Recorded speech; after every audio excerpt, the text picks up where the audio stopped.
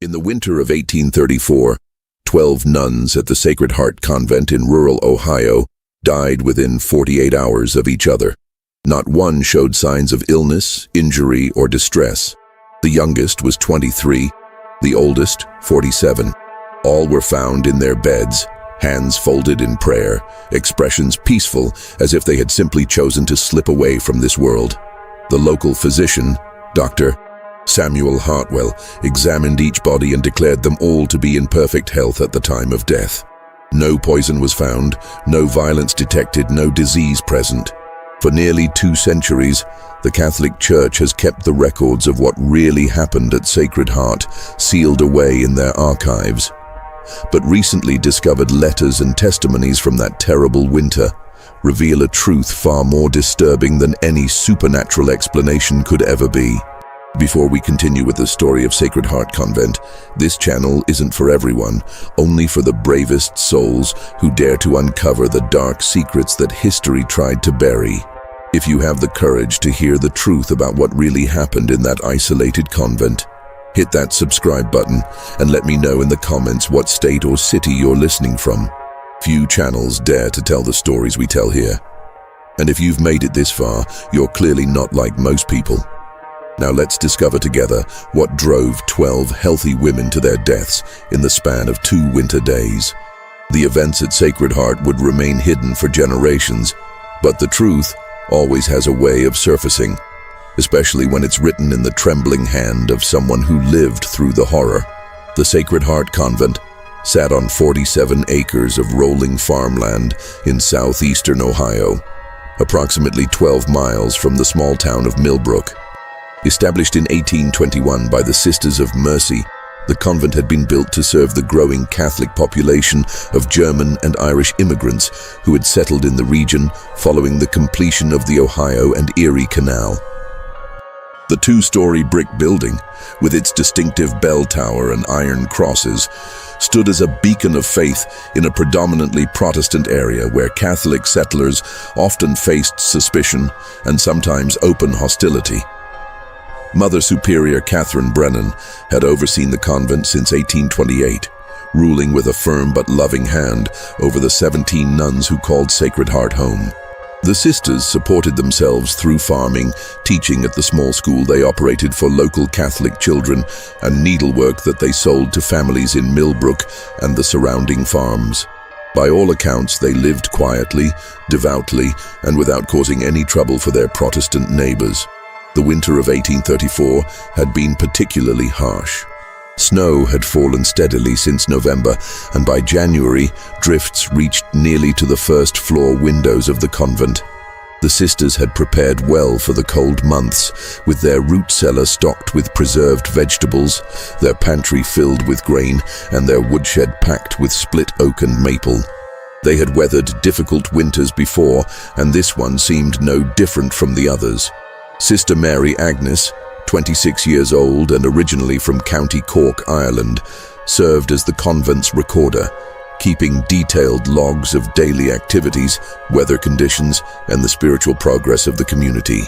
Her meticulous records, discovered in a sealed wooden box beneath the convent's floorboards during renovations in 1923, provide the only first-hand account of what transpired during those final days. Her handwriting, normally neat and precise, becomes increasingly erratic as the entries progress, with the final pages showing clear signs of distress, trembling letters, crossed-out words, and what appears to be tear stains on the paper. Among the sisters at Sacred Heart, several stood out for their particular devotion and unique roles within the community. Sister Mary Catherine, the youngest at 23, had joined the convent only 2 years earlier after her entire family died in a cholera outbreak in Cincinnati. She was known for her beautiful singing voice, which could be heard echoing through the halls during evening prayers.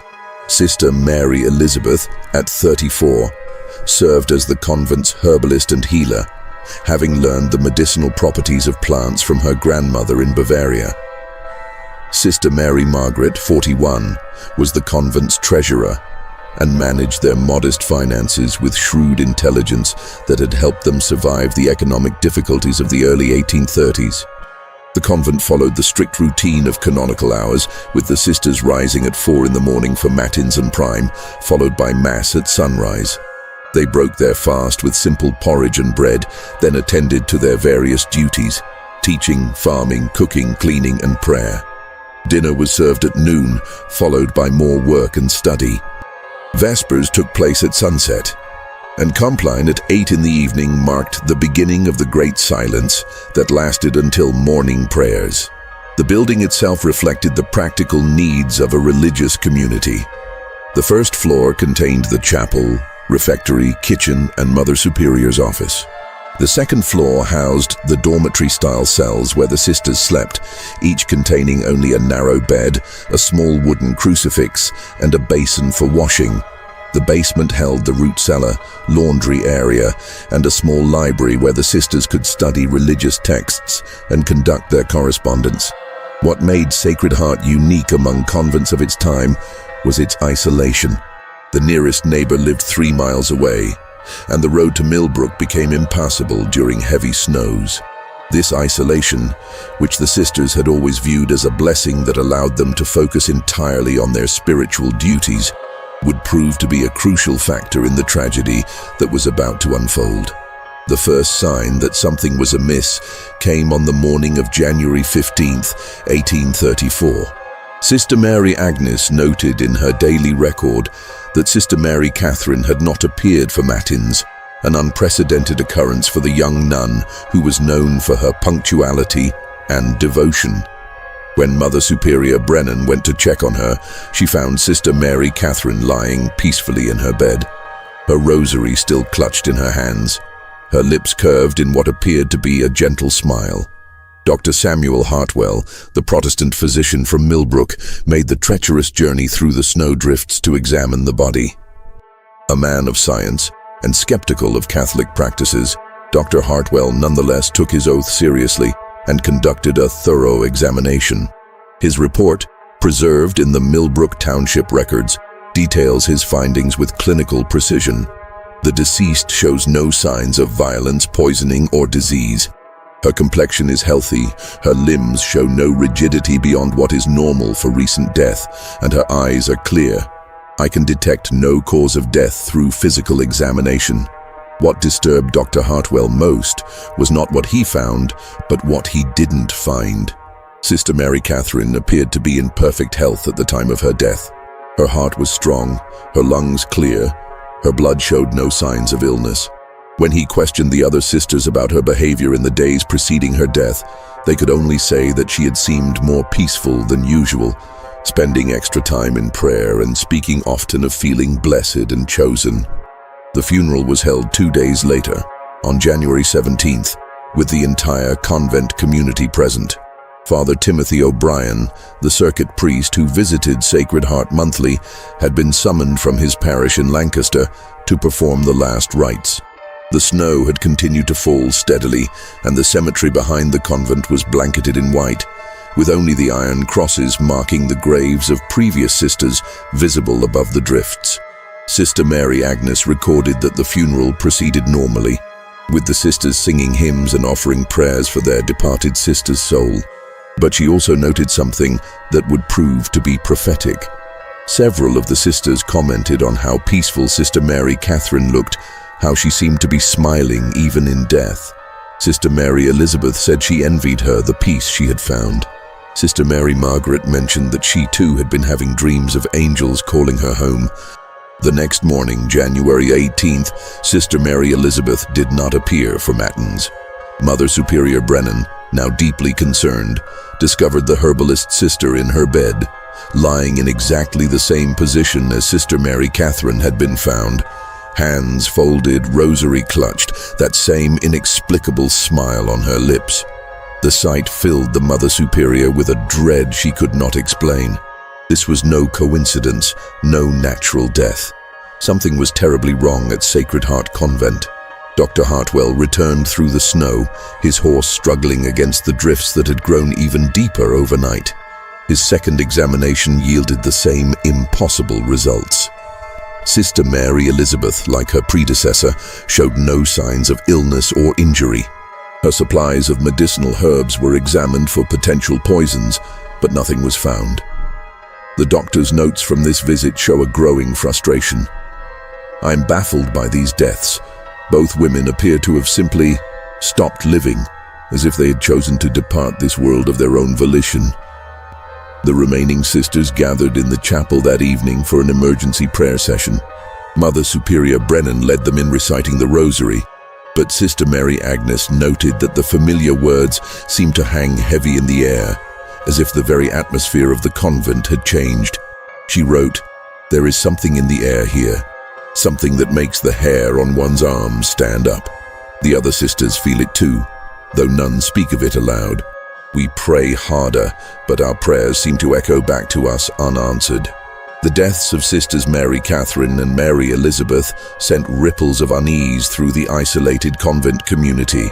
Mother Superior Brennan imposed additional prayer sessions and fasting, believing that perhaps God was testing their faith. The remaining 15 sisters threw themselves into their devotions with renewed fervor, but Sister Mary Agnes noted a change in their behavior that chilled her to the bone. "The sisters speak more of death than of life," she wrote in her record book. "They discuss the peace that our departed sisters have found, and some express envy at their release from worldly suffering. Sister Mary Margaret has taken to spending hours staring out the window at the cemetery, and when asked what she sees there, she simply smiles and says, 'Home.' The isolation of the convent, which had once been a blessing, now became a source of mounting tension. With the roads impassable and no way to communicate with the outside world, the sisters were trapped with their fears and their dead. Dr. Hartwell had managed to return to Millbrook before the latest snowfall, but he had left behind more questions than answers. His final words to Mother Superior Brennan were recorded in a letter he wrote to his brother. "I have never encountered anything like this in my 20 years of practice. These women are dying for no reason that medical science can explain." The convent's routine continued, but everything felt different. The sisters still rose at 4 for matins, but their voices seemed quieter, more distant. They still attended to their daily tasks, but their movements were mechanical, as if they were sleepwalking through their lives. Most disturbing of all, they began to speak of death not as something to be feared, but as something to be welcomed. Sister Mary Agnes recorded conversations that filled her with growing alarm. Sister Mary Magdalene, 39 years old and normally the most cheerful of the sisters, had begun to speak of visions she was having during prayer. She says she sees our departed sisters in fields of golden light, and they are beckoning to her, Agnes wrote. When I ask her to describe these visions more clearly, she becomes vague and says only that they are too beautiful for words. The weather continued to worsen, with temperatures dropping to levels that made it dangerous to venture outside for any length of time. The sisters were effectively prisoners in their own convent, surrounded by snow and silence.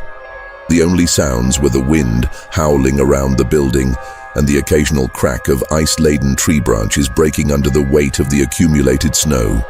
Mother Superior Brennan attempted to maintain order and normalcy, but even she seemed affected by the strange atmosphere that had settled over Sacred Heart.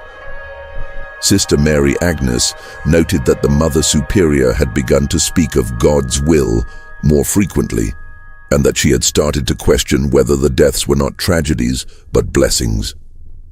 She said to me yesterday that perhaps our sisters were chosen for a special purpose, that their deaths were not endings, but transformations, Agnes wrote. When I asked her what she meant, she looked at me with eyes that seemed to see things I could not, and said, "Some souls are too pure for this world, child. Perhaps God is calling them home." The first hint that something more than grief was affecting the convent came from an unexpected source. Mrs. Elizabeth Hoffman, a German immigrant who lived on the nearest farm, had noticed that the bell tower of Sacred Heart had been dark for several nights. Normally, the sisters would ring the bell for evening prayers, and the sound would carry across the snow-covered landscape. But for 3 nights running, there had been only silence. Mrs. Hoffman's husband Hans had attempted to check on the sisters, but the snow was too deep for his horse to make the journey. He had returned home frustrated and concerned, telling his wife that he had seen no smoke from the convent's chimneys, no signs of life at all. "It's as if the place is holding its breath," he told her, not knowing how prophetic his words would prove to be. On the morning of January 21st, 4 days after the first death, Sister Mary Margaret was discovered in the same peaceful state that had claimed her predecessors. The convent's treasurer, known for her sharp mind and practical nature, had apparently chosen to join her departed sisters in whatever realm they had found. Her account books were found neatly arranged on her small desk, with all financial records up to date and a note in her precise handwriting: "All earthly debts settled. The final accounting awaits." Dr. Hartwell, summoned once again through the increasingly dangerous weather, arrived to find the remaining sisters gathered in the chapel. There were now 14 of them, and he was struck by the change in their appearance. Where once he had seen healthy, robust women going about their daily tasks with purpose and energy, he now observed pale, ethereal figures who seemed to be fading before his eyes. "Their behavior has become increasingly strange," he wrote in his medical journal. "They speak in whispers, smile at things I cannot see, and seem to be listening to voices that no one else can hear. When I ask them direct questions about their health, they respond with vague answers about feeling blessed and chosen. Most disturbing of all, they seem to welcome the deaths of their sisters as if they were celebrations rather than tragedies." The doctor's examination of Sister Mary Margaret revealed the same impossible results. A healthy woman had simply stopped living, with no medical explanation for her death. Her rosary was clutched in her hands, and her expression was one of such peace that it seemed almost unnatural. Dr. Hartwell noted that her skin was still warm to the touch, despite having been dead for several hours, and that her body showed none of the usual signs of rigor mortis. Sister Mary Agnes, still maintaining her role as the convent's recorder, documented the growing strangeness with increasing urgency. Her handwriting, normally neat and controlled, had become erratic, with letters that seemed to tremble on the page. "The sisters no longer speak of worldly things," she wrote. "Their conversations are all of heaven, of peace, of the joy that awaits beyond this life. They look at me with pity, as if I am the one who is suffering, as if I am the one who is lost." The isolation of the convent had become total. The snow continued to fall, and the temperature had dropped so low that the water in the kitchen buckets froze solid each night. The sisters were burning through their wood supply at an alarming rate, but they seemed unconcerned about the practical necessities of survival. Their focus had turned entirely inward, towards something that only they could see or understand. Mother Superior Brennan called for a special prayer session on the evening of January 22nd. The remaining sisters gathered in the chapel, their voices raised in hymns that seemed to echo differently in the cold air. Sister Mary Agnes noted that the singing had taken on an otherworldly quality, as if the voices were coming from somewhere beyond the physical realm. "I find myself afraid to listen too closely," she wrote. "There is something in their voices that calls to me, that makes me want to join them in whatever place they are going." The next morning brought the discovery that would shatter any remaining illusions about the natural causes of the deaths. Sister Mary Magdalene, the cheerful sister who had spoken of visions, was found in her bed with that same peaceful expression. But this time, there was something different. Clutched in her hand, along with her rosary, was a piece of paper with a single word written on it: "Soon." Dr. Hartwell, by now deeply disturbed by the pattern of deaths, insisted on examining not just the latest victim, but the entire convent. What he found in the basement of Sacred Heart would haunt him for the rest of his life. Hidden behind a false wall in the root cellar, he discovered a small chamber that appeared to have been used for purposes unknown to the Catholic Church's approved practices. The chamber contained 13 wooden crosses, each bearing the name of a sister. 3 of the crosses, those bearing the names of Mary Catherine, Mary Elizabeth, and Mary Margaret, were lying flat on a stone altar. The remaining 10 crosses stood upright, but most disturbing of all, they were arranged in a circle around a larger cross, bearing the name of Mother Superior Catherine Brennan. "I have discovered something that defies explanation," Dr. Hartwell wrote in his journal. "The sisters have been preparing for their own deaths, marking them like appointments on a calendar. This is not a series of natural deaths or even a contagion. This is something far more sinister and organized." The discovery of the hidden chamber sent shockwaves through what remained of the convent community. When Dr. Hartwell confronted Mother Superior Brennan about the secret room, her response chilled him to the bone. She did not deny its existence or express surprise at its discovery. Instead, she smiled with the same peaceful expression that had been found on the faces of the dead sisters and said, "God's will cannot be hidden forever, Doctor. What must be, will be." Sister Mary Agnes, now one of only 13 surviving sisters, found herself questioning everything she had believed about her religious community. In her records, she wrote, "I no longer recognize the women I have lived with for years. They speak of death as if it were a wedding they are preparing for, as if they have received invitations to a celebration that I have not been invited to attend. When I ask them to explain what is happening, they look at me with such pity that I feel like a child who cannot understand the simplest lesson." The weather had become impossibly harsh, with temperatures dropping to 20 degrees below zero.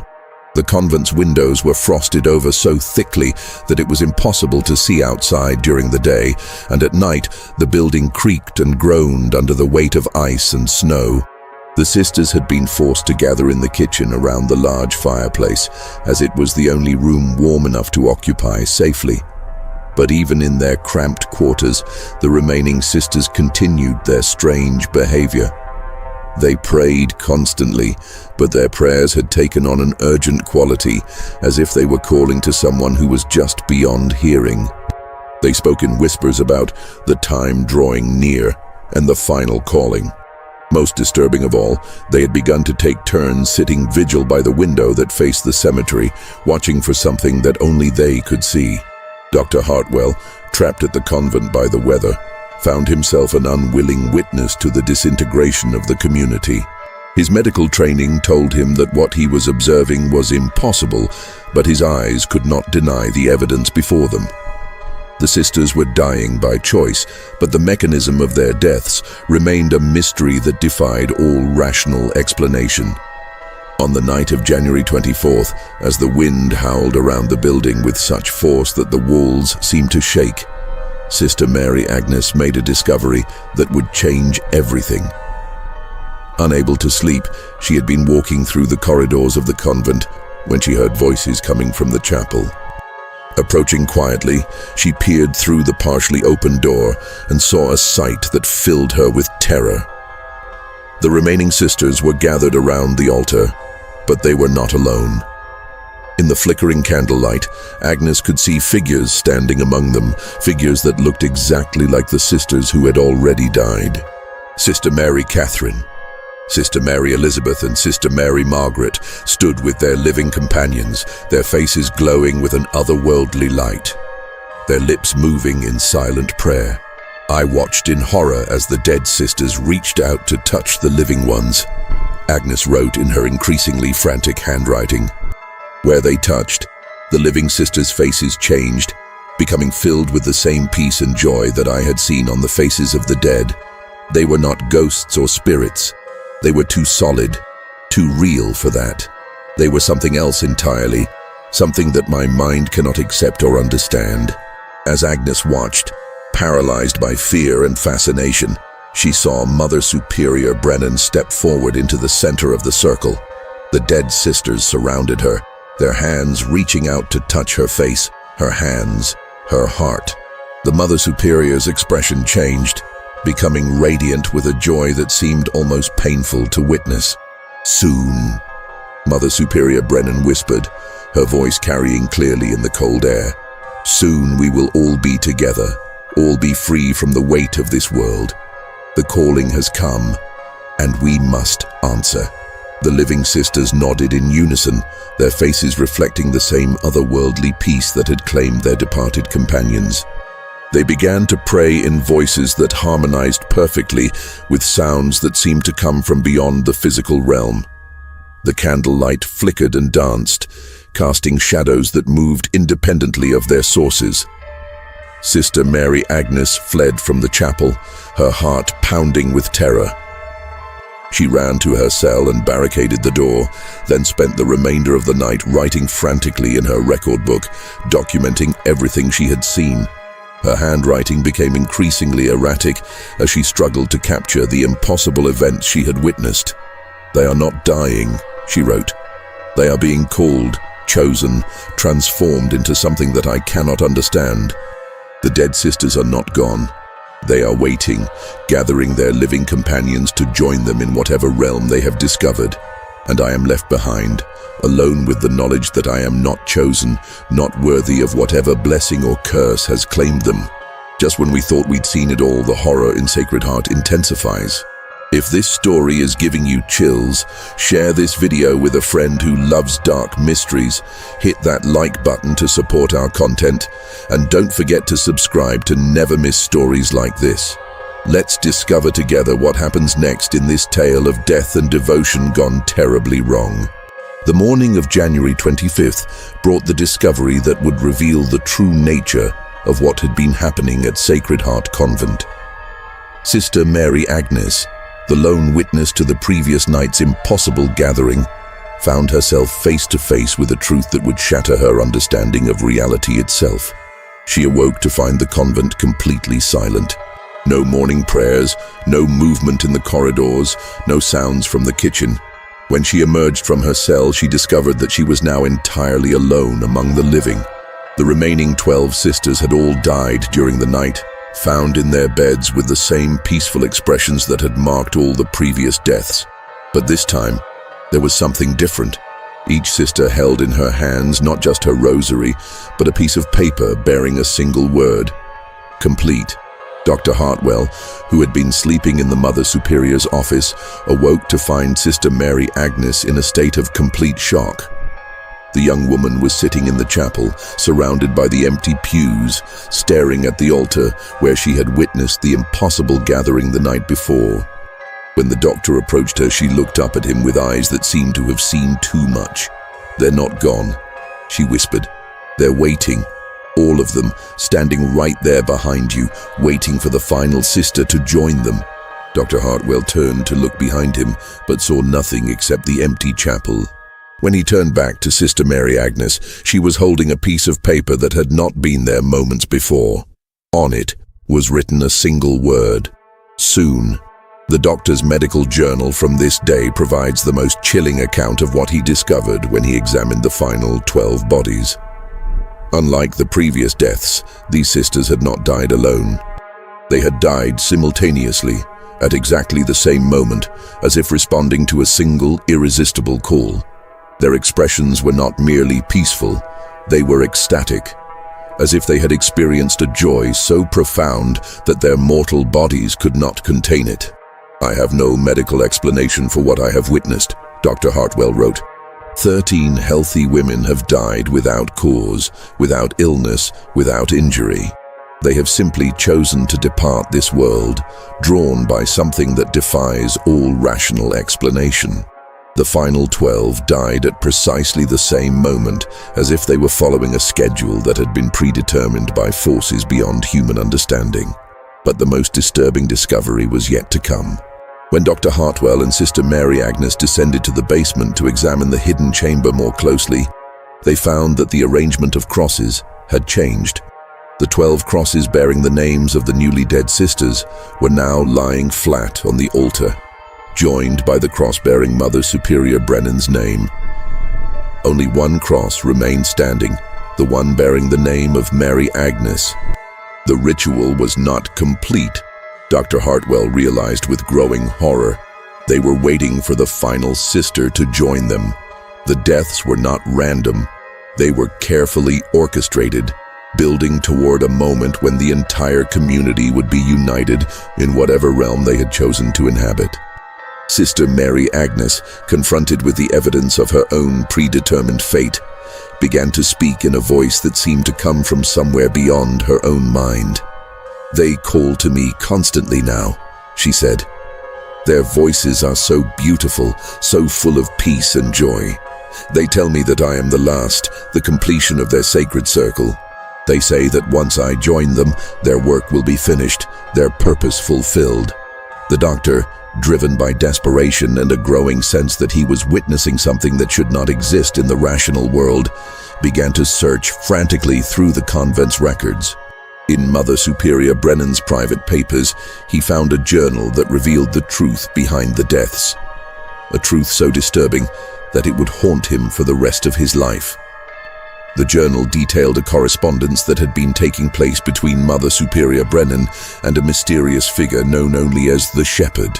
The letters, written in a code that took Dr.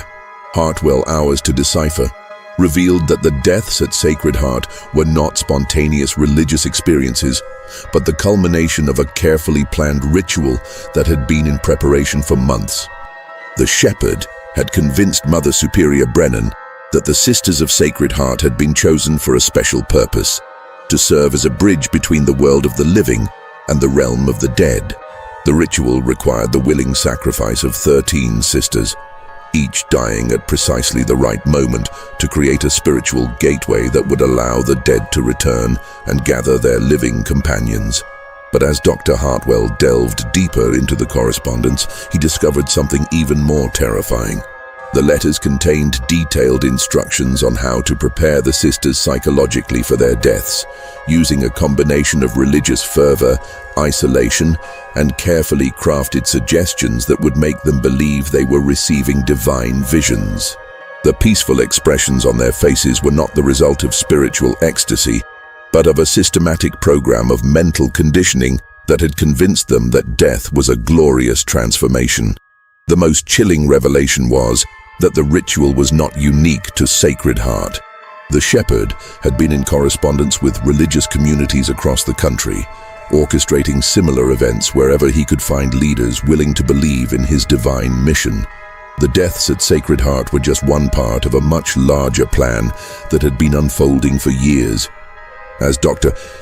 Hartwell read through page after page of detailed instructions on psychological manipulation and religious conditioning, he began to understand the full scope of what had happened. The sisters had not been victims of supernatural forces. They had been victims of a calculated campaign of mental abuse disguised as spiritual guidance. Their faith, their isolation, and their trust in their Mother Superior had been weaponized against them by someone who understood exactly how to exploit religious devotion for his own twisted purposes. The entire tragedy could have been prevented, Dr. Hartwell wrote in his journal.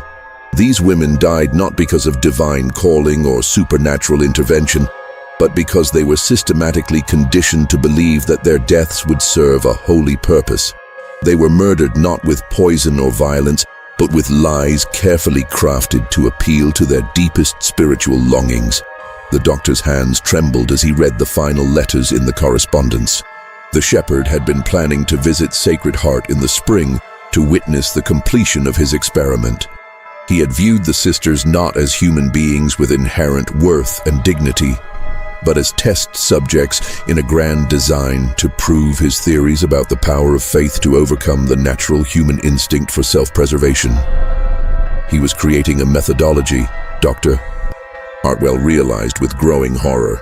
A systematic approach to convincing religious communities to commit mass suicide while believing they were serving God. The Sisters of Sacred Heart were not his first victims, and they were not intended to be his last. The final entry in Sister Mary Agnes's record book, written in a hand that trembled with either fear or anticipation, reveals the ultimate truth behind the deaths at Sacred Heart Convent. As Dr. Hartwell worked frantically to decode the Mother Superior's correspondence, Agnes sat alone in the chapel, surrounded by the presence of her departed sisters. "They are all here with me now," she wrote. "I can see them as clearly as I could see them in life, perhaps more clearly. They stand in a circle around me, their faces glowing with a light that comes from within, their voices joining in a harmony that makes my heart ache with longing.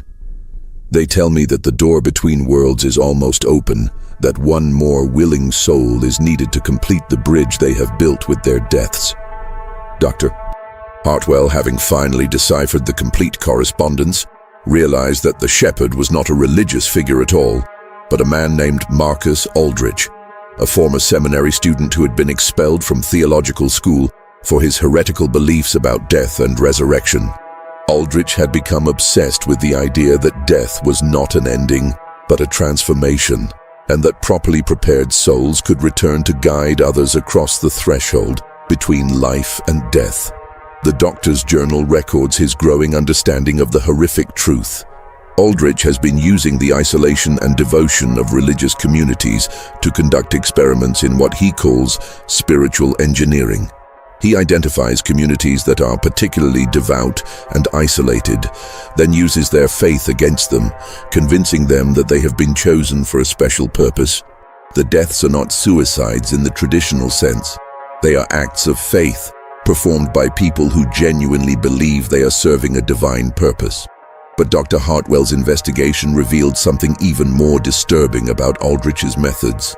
The man had not simply convinced the sisters to die, he had created an elaborate psychological conditioning program that made them want to die.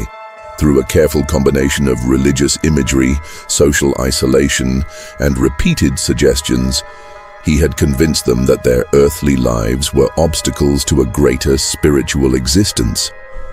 The letters showed how Aldrich had instructed Mother Superior Brennan to gradually introduce ideas about the chosen ones who would be called to serve God in a special way. He had provided her with specific prayers and meditations designed to make the sisters more susceptible to suggestion, and he had given her detailed instructions on how to interpret any unusual events as signs of divine favor. Most insidiously, Aldrich had taught the Mother Superior to use the sisters' love for each other as a weapon against them. Each death was presented not as a tragedy, but as a blessing that the remaining sisters should envy. The peaceful expressions on the faces of the dead were used as proof that they had found something wonderful beyond life, making the living sisters eager to follow them.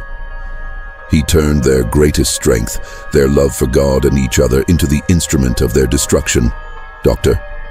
Hartwell wrote, "These women died believing they were being obedient to divine will, when in fact they were being obedient to the twisted fantasies of a madman who saw their faith as something to be exploited rather than respected."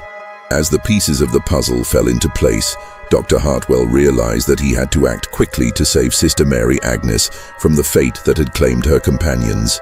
But when he returned to the chapel to warn her, he found her kneeling before the altar, her arms outstretched as if embracing invisible figures. "Doctor," she said without turning around, "they have shown me such beautiful things. They have shown me the place where pain ends and joy begins, where the weight of this world falls away like old clothes. How can I turn away from such a gift?" Dr. Hartwell tried to explain what he had discovered, tried to convince her that the deaths were not divine callings, but the result of psychological manipulation by a disturbed individual. He read to her from Aldrich's letters, showing her the detailed instructions for conditioning religious communities to accept death as a blessing. He explained how her visions and the peaceful expressions of her dead sisters were not supernatural phenomena, but the predictable results of a carefully orchestrated campaign of mental manipulation. But Sister Mary Agnes only smiled with the same peaceful expression that had marked all the previous deaths. "You see only the surface of things," she said. "You see death where there is transformation. You see loss where there is gain. My sisters are not gone. They are more alive than they have ever been, and soon I will join them in that greater life." Dr. Hartwell, driven by desperation, attempted to physically remove Sister Mary Agnes from the chapel. But as he reached for her, she spoke a single word: "Now." The young nun's body went limp, and she collapsed into Dr. Hartwell's arms. Her expression was one of profound peace, her lips curved in a gentle smile. Like all the sisters who had died before her, she showed no signs of illness or injury. She had simply chosen to stop living, drawn by a call that only she could hear. a call that had been carefully programmed into her mind by someone who understood exactly how to exploit religious faith for his own purposes. Dr.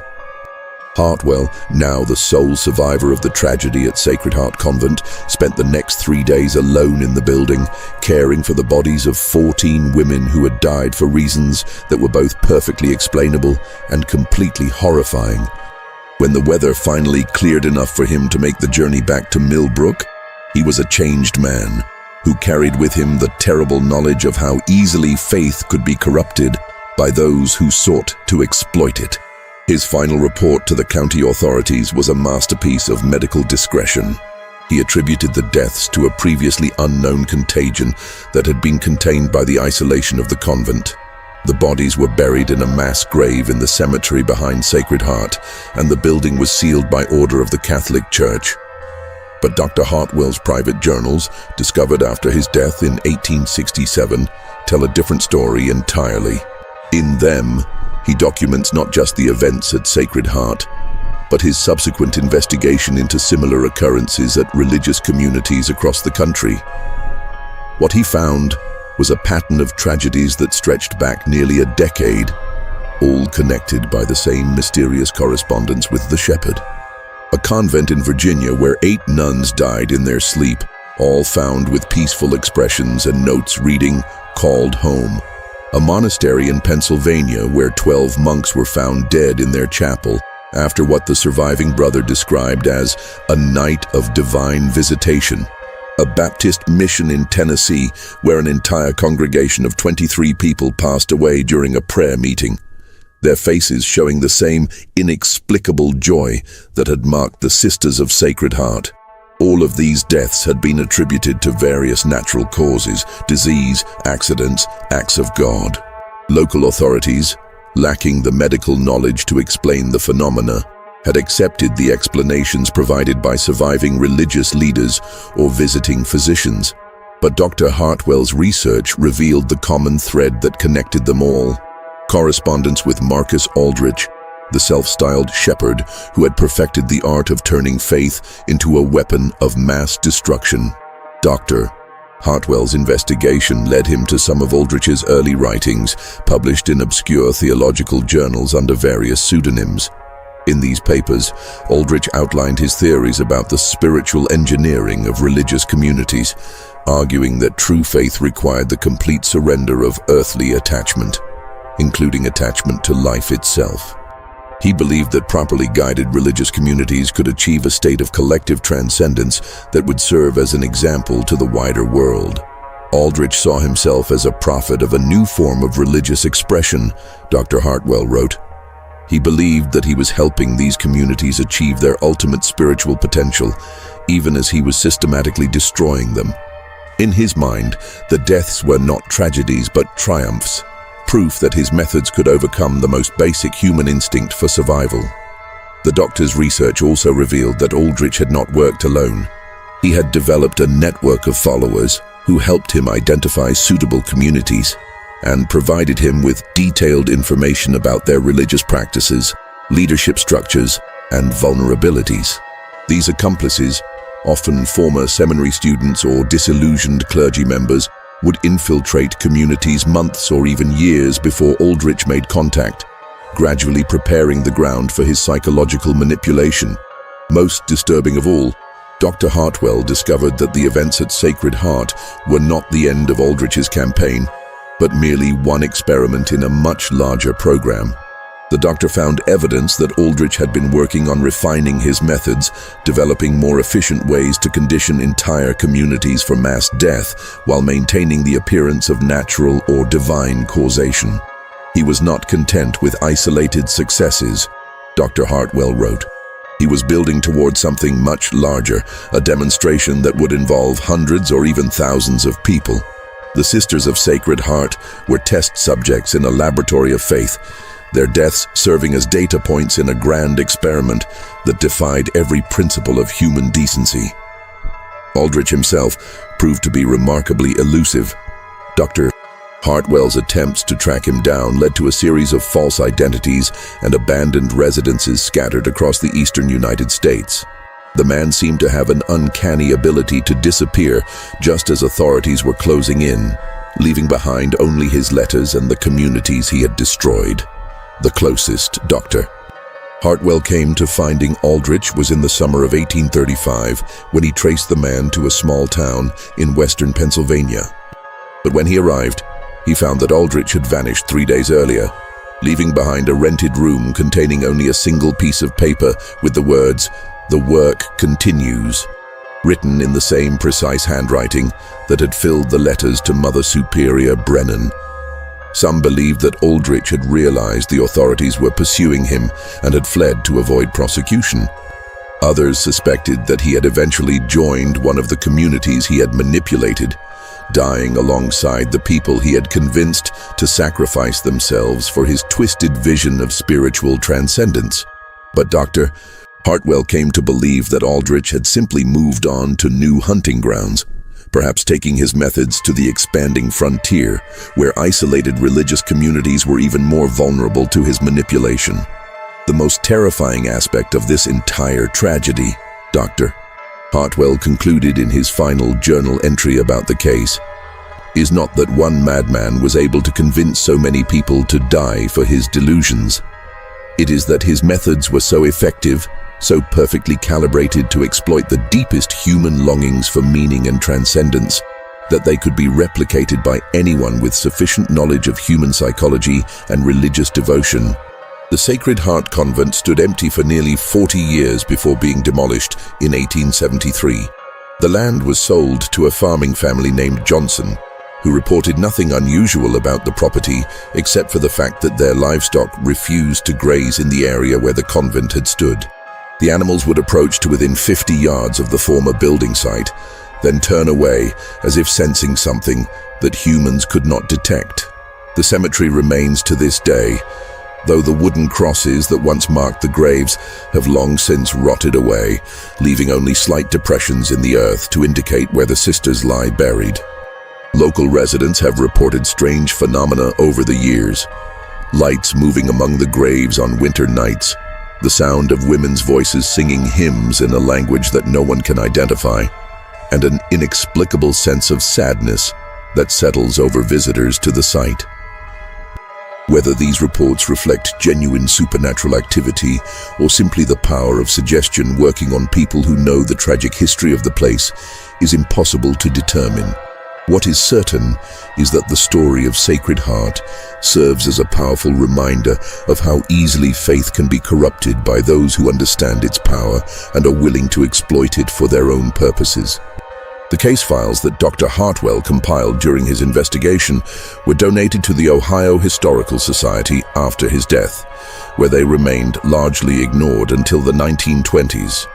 It was only when similar mass deaths began occurring in other parts of the country, the Jonestown Massacre, the Heaven's Gate suicides, the Branch Davidian tragedy, that researchers began to recognize the patterns that Dr. Hartwell had identified nearly a century earlier. Modern psychologists who have studied Dr. Hartwell's records describe Aldrich's methods as a nearly perfect example of what is now known as coercive persuasion or thought reform. By combining isolation, repetitive indoctrination, and the gradual erosion of critical thinking skills, he was able to convince his victims that their own deaths were not only acceptable but desirable. What makes the Sacred Heart case so particularly disturbing, noted Dr. Margaret Chen, a specialist in cult psychology who studied the case in the 1990s, is the precision with which Aldrich was able to manipulate the religious convictions of his victims. He didn't attack their faith, he weaponized it, turning their most sacred beliefs into the instruments of their own destruction. This mystery shows us how faith, when twisted by those who would exploit it, can become a weapon capable of destroying even the most devoted souls. The Sisters of Sacred Heart were not evil women who deserved their fate. They were faithful, loving people who were manipulated by someone who understood their devotion and used it against them. Their deaths serve as a reminder that even the most sacred beliefs can be corrupted by those who seek power over others, and that true vigilance requires not just faith, but the wisdom to recognize when that faith is being exploited. The tragedy also demonstrates the importance of community connections and oversight in religious life. The isolation that the sisters had viewed as a blessing became the very factor that made them vulnerable to Aldrich's manipulation. Had they maintained stronger ties to the outside world, had there been regular visits from church authorities who were not under Aldrich's influence, the conditioning process that led to their deaths might have been interrupted before it reached its terrible conclusion. Perhaps most importantly, the story of Sacred Heart reminds us that evil often wears the mask of righteousness, and that the most dangerous predators are often those who cloak their intentions in the language of spiritual enlightenment. The sisters died believing they were serving God, when in fact they were serving the twisted ambitions of a man who saw their faith as something to be exploited rather than honored. What do you think of this story? Do you believe that the deaths at Sacred Heart were truly the result of psychological manipulation? Or was there something more supernatural at work? Were the sisters victims of a madman's delusion? Or did they genuinely discover something beyond the veil of death that called to them? Could such systematic manipulation of religious faith happen again in our modern world? Or have we learned enough from tragedies like this to prevent their recurrence? Leave your comment below and share your thoughts on this chilling tale of faith corrupted and innocence destroyed. If you enjoyed this tale and want more horror stories like this, subscribe, hit the notification bell, and share with someone who loves mysteries. There are more dark secrets waiting to be uncovered in America's religious history, stories of faith tested and innocence lost that few dare to tell. If you're brave enough to face them, we'll explore them together, one terrifying truth at a time. See you in the next video, where we'll delve into another chapter of America's hidden religious mysteries.